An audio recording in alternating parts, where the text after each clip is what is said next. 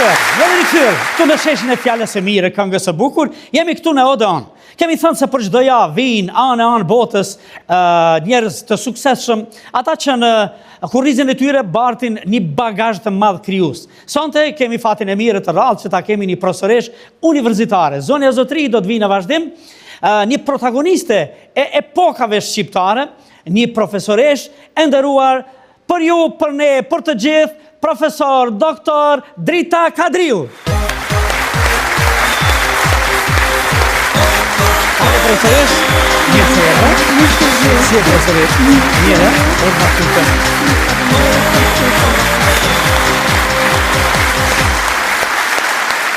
profesoresh, mirë se erdhe.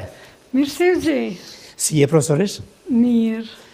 Me jetu tash jeton në Prishtinë, ha? Mes Prishtinës e Mitrovicës. Mes Prishtinës e Mitrovicës. Po mësim jep në Gjakov. Po, mësim jep në Gjakov. Në Gjakovën e arsimit. E vërtet. Një gjë që e kishe dashur që në fëmiri, që herët, ha? Po, shumë e vërtet. Në realitet, ju jeni profesor doktor për momentin në Universitetin e Gjakovës, cilën landë ligjeroni atje? Momentalisht këtë semestër e kam zhvillimin e kurikulave dhe të drejtat e fëmijëve dhe etika e mësimdhënësve.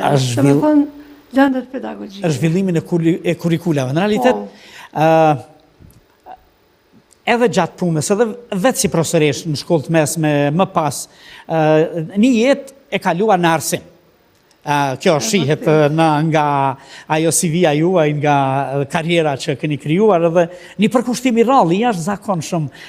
Kjo kështu, kish fillu që në fëmiri, e kishe dashuri, pedigre, e kishe dëgju nga më të vjetrit, nga mësuesit apo si erdhi? Është fat i madh për mu që edhe për breza që jetojnë mes dy shekujve. Unë jam njëra prej këtyre brezave që kam përjetu me pa zhvillimin e Kosovës përmes arsimit. Unë e kam pa përmes arsimit kryesisht. Arsyeja ka qenë se në lagjën ku jam rritur, kemi pasë mësues, edukator, drejtor shkollash të viteve 70, të cilët e kam pas pasion arsimin. Edhe e kishe si ëndër, i thoshe vetes, do bëhem mësuese, do bëhem profesoresh, ha? Po e kisha ëndër, mirë po në ato rrethana kur unë jam rrit, nuk është në mbizu shumë termi karrierë, por një farë pasioni me orientu jetë. Për shërbim. Po, për shërbim. Me i shërby njerëzve, vendit, atë dhejut, ha? E bukur kjo. Nga një vajzë që luante në rrugët e Mitrovicës, e që synon të mjekësi një ditë. Po pastaj shkoj në biologji. Përse ndodhi kjo kthesë e madhe kështu? Përkundër rezultateve që i kisha të mira në shkollën e mesme, nuk arrita të regjistrohem në shkollën e mjekësisë, në fakultetin e mjekësisë dhe pastaj vazhdova në fakultetin e biologjisë, të cilën e studiova gjithashtu me pasion dhe më dha thirrjen profesor i lëndës së biologjisë. Së biologjisë. Po. Tani, cili vit ishte ky kur konkurrove në mjekësi? Ka qenë viti 81-82, viti shkollor 81-82. Viti 81-82. Sepse ka ndodhur, tash unë me që kam mbaruar mjekësinë e kam përvojë. Të gjithë ata, një numër i madh që janë regjistruar mjekësi, kanë shkuar në biologji dhe pastaj atje kanë bën nomin, zinë kanë shumë të suksesshëm. A ndodhi kjo edhe me ju? Ndodhi, aty përjetuam shumë mësimin nga pedagog të shquar të kohës, si që ishte Dervish Rëzhaja, Ismet Bajraktari, genetik, ishte shumë i njohur gjithandej në për Evropë, për lëndën e genetikës, kishte profesor jashtëzakonisht të fortë, si në departamentin e biologjisë, ashtu edhe në shkenca tjera, në kimi për shembull, në fizik, po ishin një staf akademik që po, emra të mëdhej. Shtylla të mëdha të universitetit. Shumë e vërtet, shtylla të mëdha. Që i duart të fashin,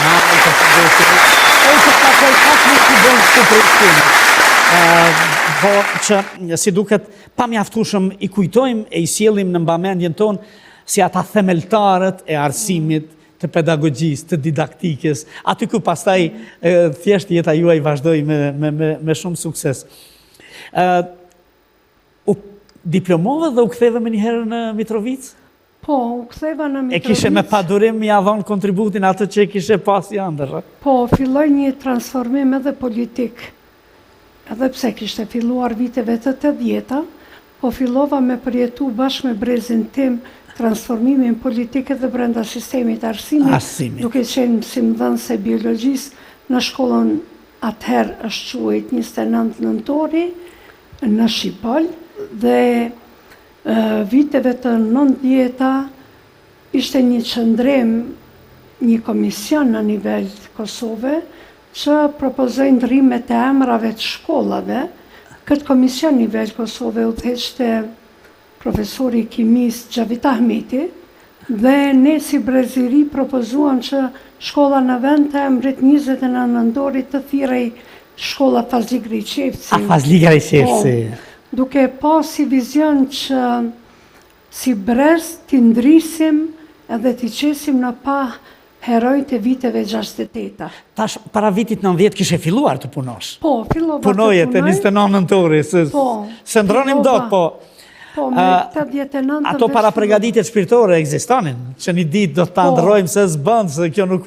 Por, dhe të gjeti arsimi paralel. Ju edhe keni përjetuar arsimin paralel, me një kontribut shumë të madhë. A ishte ajo periudhë më vështirë, apo më e fortë për sistemin tonë? Ajo periudhë, pyetja shumë e mirë, ajo periudhë kisha e vlerësoj zakonisht si një periudhë me vlera të mëdha që ka përgadit forcë të madhe në shoqëri. Edhe pse arsimin vetvetiu ka qenë në të frymën e organizimit dhe të ekzistimit të vetë sistem arsimor, po bashkë me të edhe të ekzistimit të kombit, njerëzve, të prindërve, të nxënësve, që i mbledhshim rreth shkolle, për shkollën, brenda në shkollë, sepse filluan migrimet të mëdha. Ndërsa shkolla ishte një institucion ku lidheshim prindërit me shkollë. Nësa lidhej krejt kombi. Po, lidhej krejt kombi. Na e quajmë paralel, unë do ta quaja arsimin kombëtar, që filloi fiks në emër të Republikës tonë që e shpallëm, që e votum, bëm referendum, kështu në ato mundësi tona, për vitet tëra keni punu edhe pa kur farë kompenzimi. Si jetoje, profesorish? Paj, me pension të nanës. Me pension të nanës.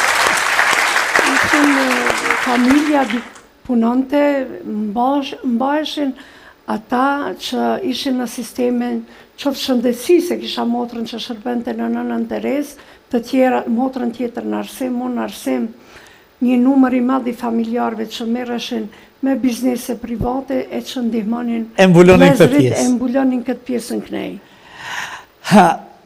Çfarë na mësojnë ato vite për arsimin sot? Si shembull i kohës? I sakrificës, si sfidës, si... Vërtet jam shumë e lumtur që po ju takoj personalisht, zotin Naim, sepse po ma krijoni atë ndjesinë shumë familjare. Në studio po edhe pyetjet janë pyetje të cilat shumë rrallë po i shtron shoqënia. Ato vite duhet shënohen me të madhe, të kujtohen vazhdimisht, për shkak se janë të papërsëritshme. Edhe sigurisht janë të papërsëritshme sepse mobilizimi emocional, social, e kombëtar, e luftarak ka qenë shumë i madh. I të gjitha strukturave shoqërore. Po misioni ynë ishte që fëmijët t'i mbajmë në klasë, fëmijët t'i mbajmë të lumtur, fëmijëve t'ju ofrojmë aktivitete, dije, t'ju ofrojmë krejt ato që parashikte programi mësimor në mënyrë që në një moment bashkë me ta ta shijojmë lirinë. Sakte kemi ditë që liria do të vjen shumë shpejt. Më kujtohem vitet 97, kur në shkollën tonë erdhën shumë fëmijë nga vatrat e luftës Drenicës, kanë qenë edhe të vendosur në lagjën Bajr, ku unë mandej vazhdova me qenë drejtoreshe shkollës atëherë Meto Bajraktari, tash thirret Musa Hoti, dhe sa mobilizim të madh kemi pas që atyre fëmijëve t'ju krijojmë ambient t'i përfshijmë në aktivitete të provojmë që ndihmojmë me I largu traumat, që sigurojmë tekste, që sigurojmë fletore, veshëmbathje. Ti marrim në përshtëpia familjet komplet, që sigurojmë siguri e garanci, atë sa ka mujtë, do më thanë, sepse në të ikun nga... Kanë qenë shumë dalu me familjet në Laxën Bajrë, si kur familja Dedia, që kanë ofru gjithmonë edhe ambiente ku mbaheshim takime, pastaj familja Hasani, familja Koliqi shumë, edhe ju kërkoj falje, po shumë familjet Laxës Bajrë e kanë mbështet vazhdimisht aktivitetin në shkollë, kanë siguru familja Broja, kanë siguru Poqa, s'kemi pas rrim, s'kemi pas një pëq me ble, me ndrit klasën, sepse punanim në ndrimin e pasditës, ndërsa para dite edhe pse kolegët tanë nga komuniteti sërb ishin me numër më të vogël, edhe të nxënësve edhe të mësimdhënësve. Shumë të vogël. E shfrytëzonin hapësirën e shkollës me gjithë ditën, ndërsa 1000 nxënës të paraleleve shqipe e ndanim kohën në 2 ndrime, prej 12-30 deri në 2 klasë e ulta. A ata vetëm deri në 12-30? Ata po. A hynit në të njëjtat klasë? Në të njëjtat. Se gjeneratat e reja e kanë akoma të paqartë, e vështirë për të kuptuar. Një apartheida, një ndarja, një segregacion I dhunshëm. Po, historinë e shkollës Meto Bajraktari, me këtë rast edhe për mduket është hera e pasë. E sot quhet zemër bardhi Musa Hoti o Flori. Po, quhet Musa Hoti. Në atë kohë, ishte një qëndrim politik I strukturave të atëhershme të Kosovës, që mos të hyhet me dhunë objektet e institucioneve shkollore, për shkak të masave edhe dhunës që mund të ushtranin Jugoslavia, Serbia, policia, paramilitare, të ushtria. Mirë po, kolektivi ishte shumë I vendosur që t'i qante 3 kordon polic, dhe mësusja Fehmije, që ishte klasa e para 1, me nxënësin e vetë parë përdore, t'i qanin ato kordon të policis, edhe të futeshin në objektin e shkollës, e ky model, pastaj... Atëherë kur në larguna? Po. Kjo ka ndodhë vitin 90. 90. 91. 91. Mandej këtë model të këthimit në institucione, në objektet shkollave... Në objektet tona? Po, e kanë marrë të gjitha shkollat anë mbarën Kosovës.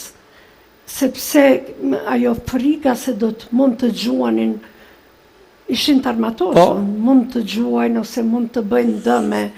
Maltretonin për plot andej profesor, arsimtare.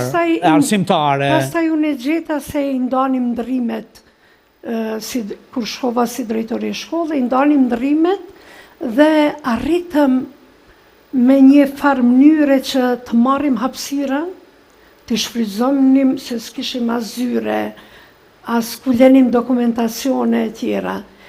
Po ju më keni... Si keni rujtë dokumentacionen? Një kohë gjatë I kemi bajtë çdo ditë me veti. Në shtëpi?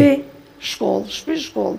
Pastaj më kujtohet shumë mirë, një këthin në objektin e shkollës e cila shërbente për stafin teknik, ku I vendosnin pajisjet e veta, fshisat, kontat e tjera, e kam thy 6 herat derë, ja kam ndru bravën. Drejtoresha? Po, 6 herë e kam thy edhe pala sërbe, pastaj ata janë tërhjek.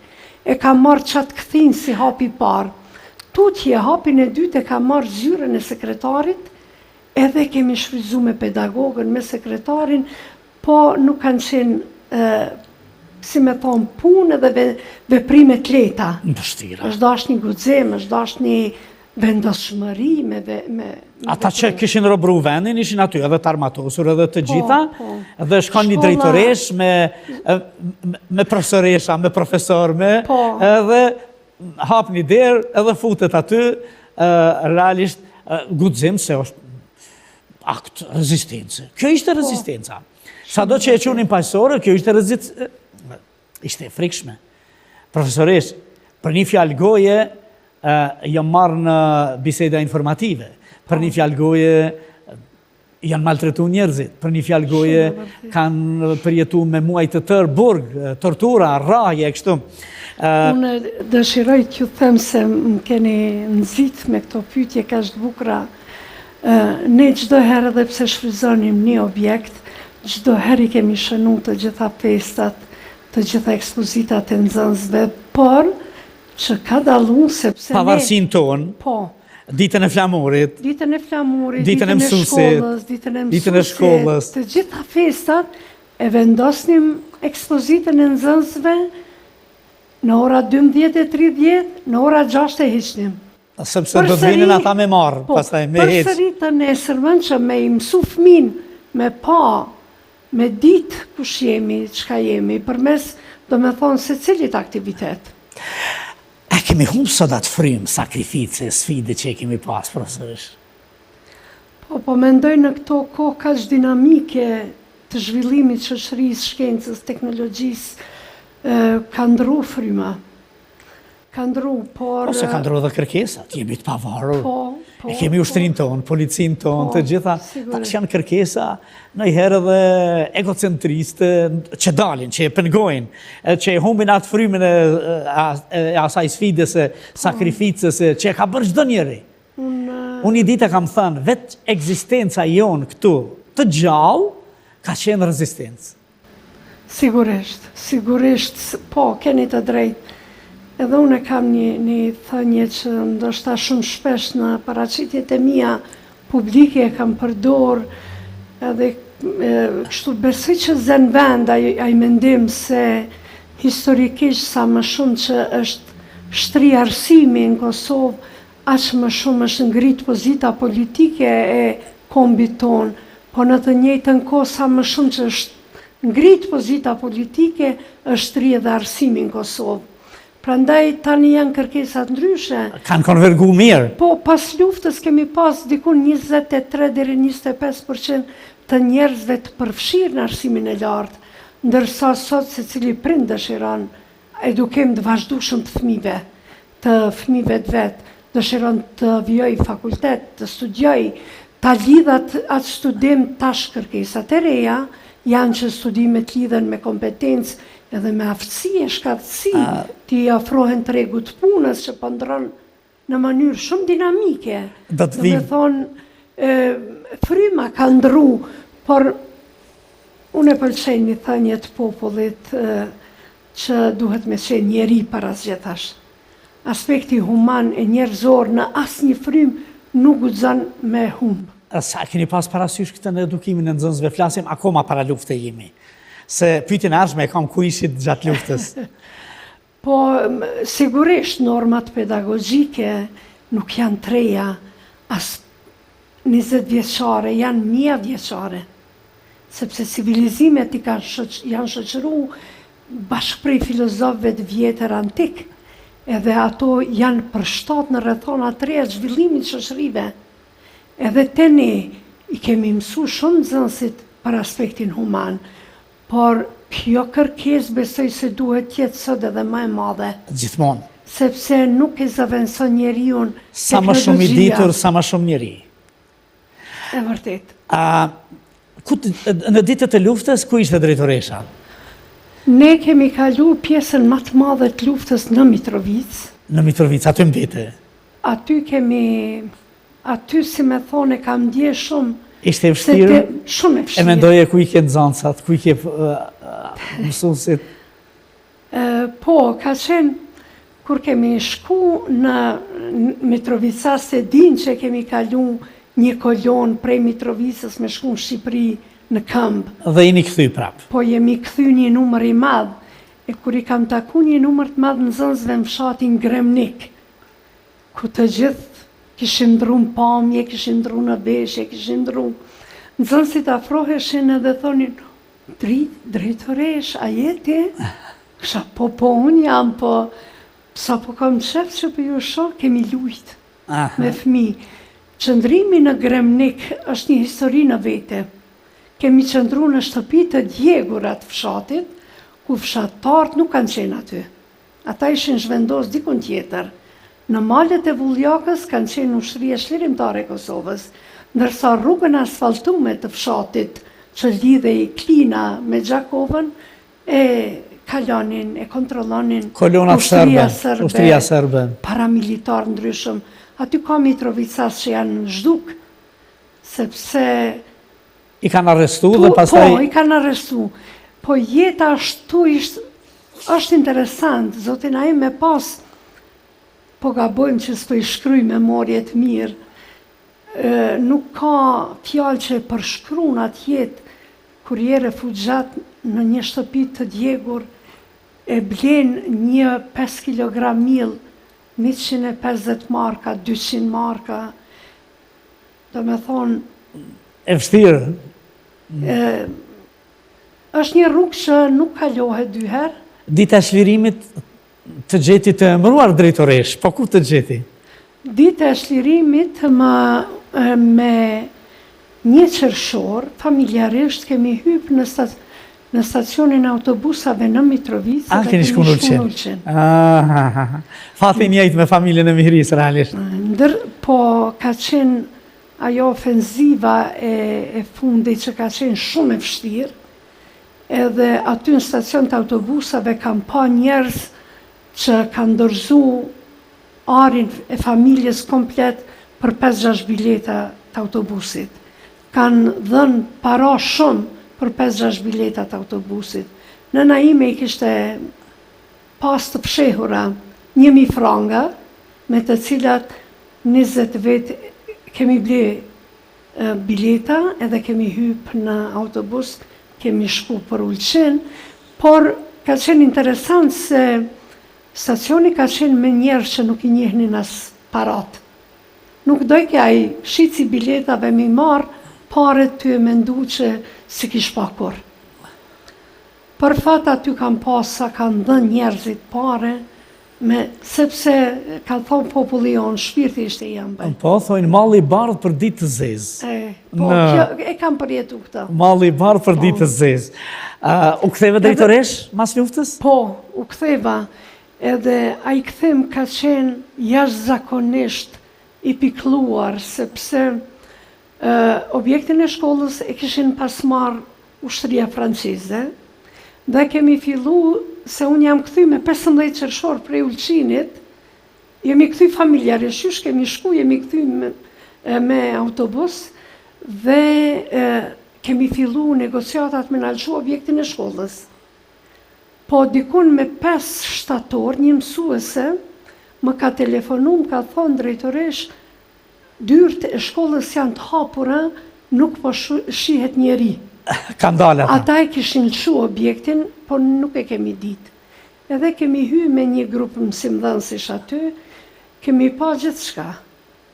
I kemi lajmëru në për organet atëhere kompetente që ishin, kemi pa klasë, ne I thonim jam pika gjaku, kemi pa veshjet nuseve në podrumat e shkollës, as një bank nuk e kemi gjitë, as një karrik, as një dokument.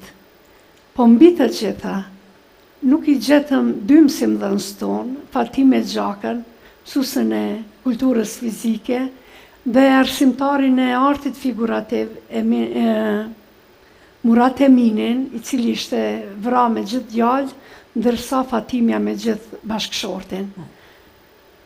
Nuk I kemi gjetë 26 prind të lagjës, e disa nxënës të lagjës, që ishin tani më nxënës shkollave të mesme, dhe më kujtohet shumë mirë, mbledhja e parë e këshillit arsimtarëve më mbetet në memorje si ndër mbledhjet më të vështira të jetës. Sepse gjithë kemi qajt njëkohësisht, nuk kemi ditë ka të fillojmë e si të veprojmë, si duhet me marrë vehtën në një rrethon të pas luftësh. Pastaj prapë me baza vullnetare, botë? Po. Me banka, me karrikje? Po, filluam një bashkëpunim I mirë ishte me atëherë TMK-n, të cilët erdhen në oborrin e shkollës, ngritën një tendë dhe filluam të mbledhim në për shkolla tjera, skeletet e bankave, drasa, edhe ata i saldonin bashkë me një ekip franceze. Sa e Edhe i plotësum bankat. U plotësuat. Po. Dhe organizimi politik tash po ndryshonte, po bëheshin më shumë parti politike dhe zgjodhe PDK-n. Pse? Me ju thonë të drejtën, te unë ka pas rol në orientimet politike një mendim të cilin e ndërtova gjatë luftës. Nuk e kisha kuptuar se nuk duhet gjithmonë të dëgjohet dikush, po duhesh me pas edhe një mendim tëndin. Duhesh me ndërtu një mendim kritik në çfarë do bisede që e ndëgjon ose në çfarë do mendimi që ta ofron dikush, qoftë edhe politik. A do të thot kjo që i thoshe vetës, ma mirë të kisha qenë me pushkë në dorë në male, se sa e rrethuar këtu nga këto... Po, 1000 herë i kam thonë vetës. Edhe me ju thonë të drejtën në korrik edhe gusht të vitit 98 i kam kalu në të gjitha fshatrat e Drenicës. Kur jam kthy një shoqe më ka thonë atë shkojmë, kam thonë ne duhet me kontribu këtu ku jemi. Po me rënë jenë nga Drenica? Po, me rënë jemi nga fshati Syrigan, Sogër, te Rutniku, një fshat shumë i bukur.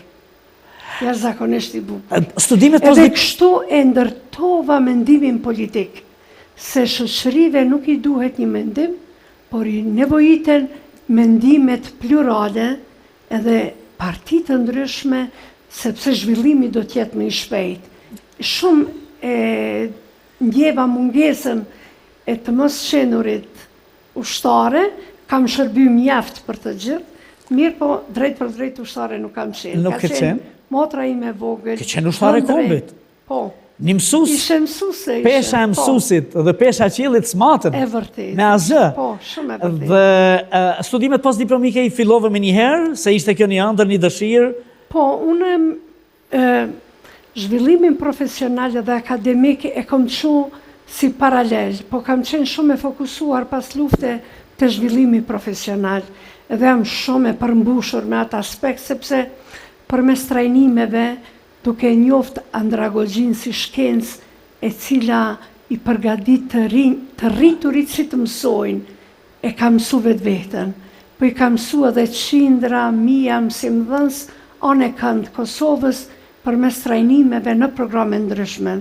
Kjo më ka ndihmu mu me mësu për vete, edhe me kuptu filozofinë se mësuesi është nxënës gjithë jetën.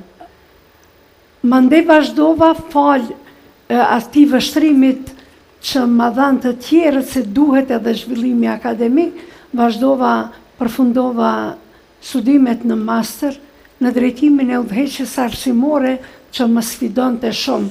Po dhe sot më sfidon. A ndikoj kjo puna në arsim, sidomos, si drejtoresh? Shumë. Që të bëjmë sa ma shumë në aspektin didaktiko-pedagogjik. Shumë. Që kjo dia, e cila edhe pse e kishe në një moment në punë pikash në fakultet mjekësik, nësë nuk ndezi, po për fat ndezi andej. Po. Ku u bërë shumë më prominente, më eksistente, më e qëndrushme, që të punosh në këtë drejtim. Dhe pastaj gjatë rrugtimit, tash edhe politik, një ditë përfundon në Ministrinë e Arsimit si një drejtoresh e çfarë? Po, kështu karriera ime politike, edhe kjo profesionale janë zhvillu paralel. Konverguan mirë, po, shumë mirë. Hecen. Sepse nuk mendoj që mundesh me qenë një politikan i suksesshëm nëse nuk je i profilizuar edhe nuk e din çfarë profesioni ke. Nuk mundet një politikan me mbulu të gjitha fushat. Unë isha shumë e kënaqur me profilin tim si mësimdhënëse, njohëse kësaj fushës ku kam punu, edhe mendoja se po më plotson mirë politika, sepse do të merresha veç me këto tema. Pas përfundimit mandatit si deputete dhe zëvendës kryetare Komisionit për Arsim. Në realitet, se kjo është pyetja qendrore, kryesore, ju keni fatin e mirë e të rrallë që zgjidheni deputete, se e kisha pyetjen e radhës, të gjeti PDK-ja apo e gjete PDK-n? Se nëse të kanë gjetë ata kanë kallëzuar me quri, se kanë gjetë një profesionist, një profesor, një njeri të ditur në... Keni të drejtë. Apo ishte e dyanshme? Shumë pyetje e mirë, është e dyanshme, por në Mitrovic gjithmonë ka pas njerëz që shpesh e kam dëgju kryeministrin Thaçi që ka thënë Mitrovica e qeverisë Kosovën. Edhe realisht e ndjej se në Mitrovic gjithmonë ka profile politike, ka dhënë profile politike të suksesshme, si Bajram Rexhepi, Vebi Beqiri, Ahmet Mava. E gjitha ata profesor, pa fund. Shumë. Kur ti mendosh? Ju kërkoj falje që nuk mund Po, janë numër shumë i madhe, si mbajmë edhe mend. Hamza, po, shumë, vërtet shumë që kanë marrë përgjegjësi të madhe, Sadrej, Ferati, kanë pas përgjegjësi shumë të madhe edhe në detyra në nivelin qendror. Prandaj mes asaj am gjet a e gjeta, besoj që jemi gjetë në të njëjtën kohë. Jeni gjetë bashkë, në të njëjtën kohë. Tash është periudha e shpalljes së pavarësisë, kur jeni deputete. Po. Edhe është një nga momentet sigurisht më të bukura të jetës, për jetëve të mbetet histori, shpallja e pavarësisë, nënshkruese asaj. Si ndihesh me këtë gjë, me këtë raport? Gjithmonë jam shumë mirënjohëse historisë, rrugës, për kushtimin tim kombëtar e profesional, edhe gjithmonë e mendoj se rruga më e mirë e zhvillimit karrierës është të mos ndahesh nga çndrimet e popullit. Edhe që kjo rrugë, që to lëvizje më kanë gjetë që me 17 shkurt viti 2008 të jem në Kuvendin e Kosovës e të jem pjesë e ekipit të Partisë Demokratike e të gjithë deputetëve në ditën e nënshkrimit të pavarësisë Kosovës. Si parti edhe keni qenë numri më i madh, po moment i bukur, a? Janë momente që s'harrohen? Jo, nuk harrohet ajo. Ato dur trokitje të shpalljes, më shumë me lot, po, e me lot gëzimi. Po, kishte lot. Të papërjetuara. Po, kishte lot. Kemi pyet të gjithë, kemi thënë, po çka bër Ismail Qemali atë ditë, apo Luiz Gurakuçi, apo pastaj dhe një ditë je vetë protagoniste e një gjëje që ka qatë baraspesh, që ka qatë vlerë. E bukur kjo? Unë nuk e kam... I the vetes ja ka vlejt kjo sakrificë, kjo përkushtim? Shumë. Normalisht se rruga që ndjek në krah me popullin, kur keq nuk ta qetë. Edhe atë ditë unë kam pas aq emocionet përzjera, sa nuk disha si me përshkru momentin. A jam më shumë e gëzuar, a jam më shumë e pikluar për njerëzit që s'janë. Kthehesh dhe i mendon gjitha ato gjenerata. Breza... 3000 vjetë. Po. Që kanë synu këtë ditë, këtë pavarësi. Nëse më lejon, atë ditë kam rri me shkru një poezi me 4 vargje se nga pak shkruaj nga njëherë, të cilën kur më nuk ka mujt me jashtu as një resht. As me ndryshu, as me përmirësu. Po, e mbajnë më në shumë, edhe e them, me shumë si më dhënës gjatë trajnimeve u recitoj vjershën time. Po, poezia është kështu, sot jam pjesë e milionët, e të gjithë atyre që s'janë, e të gjithë atyre që dhanë, e të gjithë atyre që festojnë, e të gjithë atyre që gëzojnë. E mu duk vetja që e përmblodha atë historinë e brezave. Sigurisht, sepse kur e kemi në zemër në shpirt, edhe në ato vargje e gjejmë krejt atë që ka duam. Për ndryshe, ka momente, edhe unë kur flasë sidomos për figura kombëtare, thamë nuk ka laps që e shkruan, nuk ka mendje që e përmbledh veprën e tyre, se liria është mbi çdo gjë, më sublimja e njerëzimit. Doktorove para apo prapa kësaj ngjarje? Doktorova pas kësaj ngjarje. Pas kësaj ngjarje. Nuk ju dava arsimit? Jo. Nuk i tha vetes por i veç deputeta aty se mirë qenë ka? Jo, edhe jam me fatë që si kom thonë. Që s'të nejtë. Kam tentu, mirë po, ndoshta, zotin Naim, ta merr një pak me rezerva mendimin tim, po si çdo gjë që është bë komerciale, ajo që mas pakti duhet Kosovës, komercializimi i politikës edhe i partive është i dëmshëm besoj. Sidomos për një vend të ri, të sapo shpallur, të pavarur, 18 vjet i kemi, po Sot kur po gjirojmë në realitet e kemi ditën e kushtetutës dhe është ditë fest, është mrekulli, të festojmë deri në qiell. Le të na dëgjojë edhe vetë Zoti, si thrasim e bërtasim për këtë ngjarje të madhe që e kemi përjetu, në gjeneratat tona kemi pas fat interesant. Kemi përjetuar, me thënë, 4 segmente që vështirë mund t'i përjetoj një njeri, një kolektivitet, një këmbë, kemi përfunduar pas luftës 2 të robruar nga Serbia dhe Jugoslavia, pastaj në bazë presionit të një komunitetit ndërkombëtar, ndoshta një farë lloj premtimi të luftës për liri, dal nga dal mezi kemi qelë do shkolla, një farë lloj liberalizimi në vitin 1974 tutje, ndërtimi në universitetit të shkollave, janë gjëra që nuk janë pa vlerë, janë me vlerë shumë sublime, por më pas të robruar thellë, luftë për liri, dhe sa t'jemi liri, sa t'jemi në këtë shkëlqim glamuroz që në gjithë Evropën e zënë vendin e vetë në, po themi si skenografi, si vend si, dhe flasim lirë, evokojmë mirë është që të flasim lirë, të evokojmë, po dhe të punojmë shumë për këtë pavarësi, profesorisht. Dhe doktorove ku? Në Tiranën tënde? Në Tiranë, po, doktorova në Tiranë. Sa mirë e ke realizu këtë dëshirë? Po. E bukur të doktorosh në Tiranë, jashtëzakonisht. Dikur e ke pas ëndër, sigurisht me shku vish me pa. Po. Një ditë me hy në universitet, e më knaqë për ta jetën. Ne si mësimdhënës të ri e patëm fatin me shku me një kolegë tonin i cili e organizoi një udhtim në Tiranë me sindikatën, profesorin Ylber Durmishi, në vitin 1992. Me Ylberin? Po. Që ka që autobusin mas pare, që ka hapë rrugën mas pare, ka fillu me shtyp librat të poetëve të shkrimtarëve të Shqipërisë ilegalisht, me i shtyp në shtaknej, e me i qua nej, e me i shtyp atje, me i përru knej. Ajna mundësoj një udhtim përmes organizimit sindikal, edhe 50 mësimdhënës të Mitrovicës shkuam në Tiranë me vizitu Shqipërinë.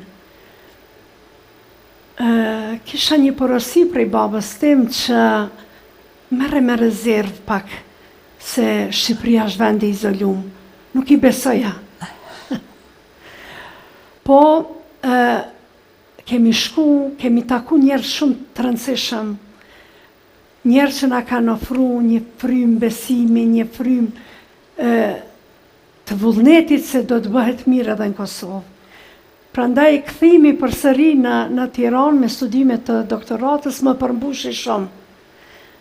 Edhe dëshiroj ta përshëndes mentoren time, e cila më ka hapë krahun shumë që përmes të kuptuarit mendimit kritik, gjatë shkrim leximit si komponente rëndësishme e zhvillimit personalitetit të mësuesit, të bëj doktoratën me te dhe unë të mbroj një doktorat e cila i ka trajtu termet, terminologjin, duke pasë shumë fjalë të reja në fjallorin e mësimdhënësve, janë hyrë në Kosovë pas vitit 99. Edhe në mes asaj sa duhet t'i përdorim, ose çka janë, unë i studiova dhe duke dhënë si rezultat një fjallor të terminologjisë në fushën e arsimit me 770 faqe me kolegën time Irida Hoti nga Shkodra, e plotësova vetën time se gjuha është diçka që transformohet vazhdimisht dhe ne nuk jemi faktor që mund të ndalim hyrjen e fjalëve të reja, po duhet që ofroj mundësi mësimdhënësve të kuptohen drejt, edhe normalisht të gjinden atë sa ka mundësi fjalë të cilat të përshtaten në Shqip, ose të krijojnë fjalë të reja në Shqip, atëherë kur nuk mundemi me i përkthy ose me i përshtat fjalë që hynë në gjuhë. E të begatohet fjallori hynë që i ka 36 kronja kjo gjuhë dhe pak fjalë kemi përdor. Do më thonë, edhe kemi përdor, po dhe kemi fut në fjallor, po kjo duhet të zhvillohet. Dhe e kisha pyetje, a duhet futën e thatë, që duhet futen. Mentorja si e kishte emrin se duhet ta përshëndes. Mimoza Gjokutaj. Që të japim gjarë të ekipje, sepse keni bërë një gjë të madhe bashkë dhe pa, ju ka qenë mentorja dhe kjo është bukur. Ju keni bërë punën tuaj. Sot jeni profesoresh në Gjakov, po më herët keni qenë në Mitrovic. Nuk ekziston kjo lëndë? Apo... Jo, unë prej kur kam fillu me punu si mësimdhënëse e arsimit lartë, profesoresh, jam punësu në Gjakov. Ashtu ka qenë, ha? Po, këto 3 vite e gjysmë kam punu në kabinetin e Bedri Hamzës si drejtoresh e arsimit. Në Mitrovic. Në Mitrovic, dhe tani jam kthy përsëri në lëndët e mia, në detyrat e mia. Fatimir, për do kjo ja prapë mor një profesor doktor drejtoresh të arsimit aty, ha? Po, e morë.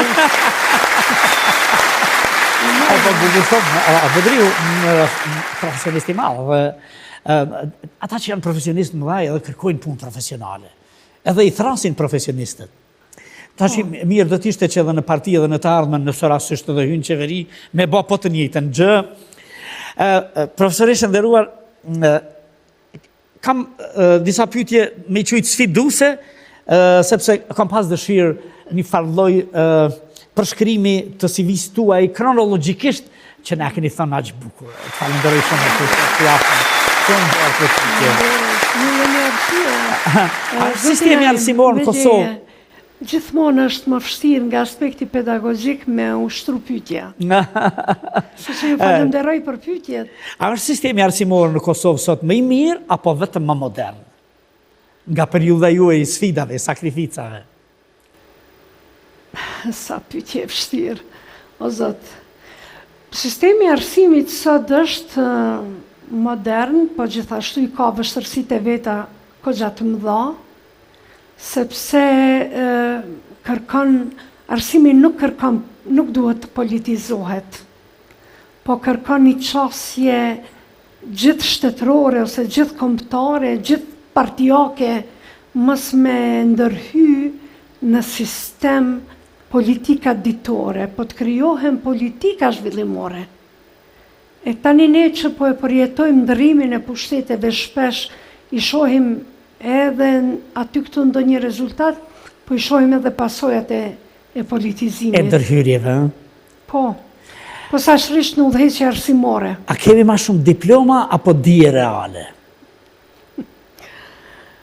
Po, Kosova ka pas nevojë për diploma, sepse unë e përmend gjithmonë një hulumtim të profesorit Aslan Pushka për vitet e 60-ta, i cili thotë se deri në vitet e 60-ta Kosova ka pas dikum prej 13% arsimuar me arsim të lartë veç 3%.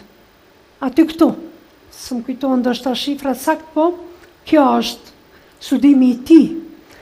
Dhe pas luftës ushtrisë çlirimtare të Kosovës, Kosova ka pas diku vetëm 25% të njerëzve me arsim të lartë.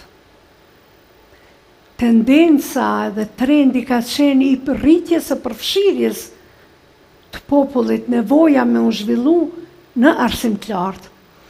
Tani, kjo nevojë edhe kjo rritje përfshirjes ka shkaktuar edhe numër më të madh diplomave. Që shpesh ndoshta nuk përputhet me aftësinë.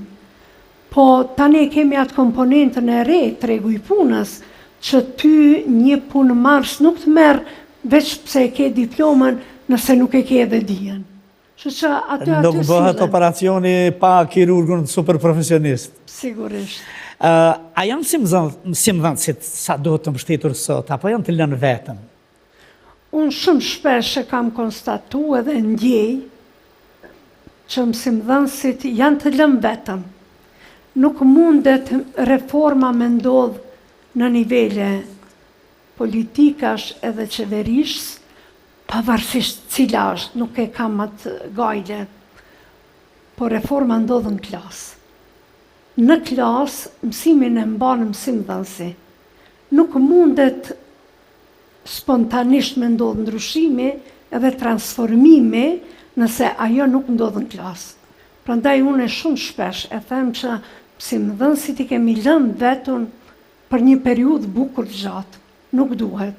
ata kërkojnë mbështetje, ata kërkojnë mësim, aftësim të vazhdueshëm për shkak dinamikave që i ka shoqëria. Si mundet një fëmijë sot shkon Njohje të reja, përmbushje.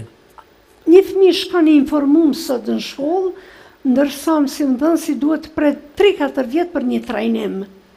Dhe me thënë duhet të krijohen mekanizmat më dinamik që e përcjellin zhvillimin e mësimdhënësve. Nuk e kam idenë unë me kritiku dikend, sepse shumë kolegë po i shoh në ekspertat arsimit, po i shoh në mungesë që të asaj që kërkush nuk pyet ekspertin kur gjë, japin mendime, opinione, shkruajnë për E marrin rrjetet guximin të sociale. gjithë, për të folur edhe besoj edhe për të vepruar. I kam një 3 pyetje të shpejta profesoresh në vazhdim se jemi ka fundi. Libër apo teknologji? Libër përmes teknologjisë. Të më përshër. Po të me dal libra, që i lexojmë online.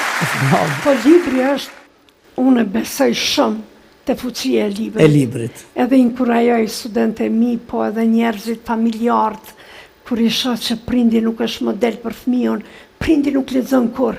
Që shka me lexu fëmiju? Ose fëmiju e sheh prindërit, babën e nanën, vazhdimisht telefon, edhe i thot fëmijët merri librat, po nuk i merr asaj. Ja, do ta marri telefonin. Që libri është Disiplin apo kreativitet në klasë? Nuk ka shkollë të mirë pa disiplinë, as drejtor të mirë pa disiplinë, as mësim. Besoj që mekanizmi kryesor që e zhvillon shkollën është rendi, rregulli, disiplina. Disiplina nuk është dhunë. Mos ta marrin njerëz se Disiplina është respektimi asaj që po bën. Është respektimi rregullave, rendit shtëpiak.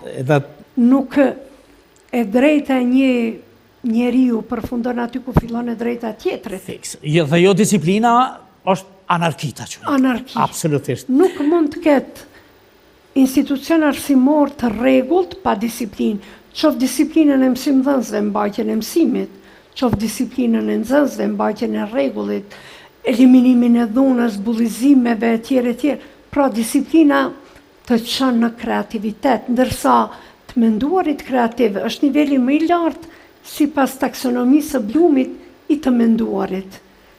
Artistët janë kreativ dhe e kanë dalin aty, të niveli i gjashtë të menduarit. Nota apo kompetencë? Korniza e kurrikulës së Kosovës është hartu mbështetur në arritjen e kompetencave të nxënësve dhe nxënësve studentëve, dhe kjo transformim i vlerësimit të nxënësve përmes kompetencës hasën vështirësinë nga mësimdhënësit. Kështu që vlerësimi i kompetencës duhet markohet, duhet të qitet një vlerë, po çajo vlerë 1, 2, 3, 4, 5 duhet të përmbushet nga aspekti i kompetencës. I kompetencës. Shumë bukur na ka thënë.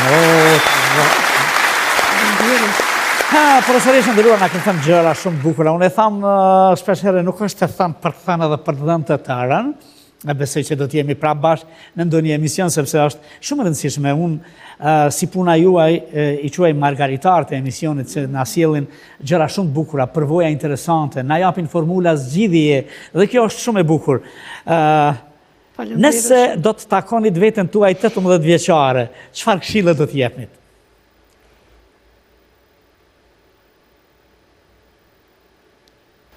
Shumë pyetje e bukur. Ndoshta unë jam prej atyre personave që nuk e kisha ndru rrugën time jetësore. Do t'i kishe thënë profesor doktor Drita Kadriut, vazhdoje këtë rrugë pikë për pikë siç ke ardhur deri më sot. Me të mirat edhe të këqijat, me përparësitë edhe dobësitë, se kemi dobësitë tona dhe ne kemi lënë diçka pa kry, kemi lënë ndonjë obligim, kemi tejkalu diçka, po megjithatë në fund të fundit, duke të falenderuar shumë për këtë pyetje, se më ke shtime mendu, i kisha thënë Drit, kjo është rruga jote. Kjo është rruga jote. Edhe kjo ishte mbrëmja juaj profesorish me ne, ishte kënaqësi, na ke thënë gjëra shumë bukura. Një profesor doktor, një femër model, një pistë e bukur për ta dëgjuar ata që duan suksesin në jetë. Shumë faleminderit, ishte kënaqësi. Faleminderit shumë. Faleminderit.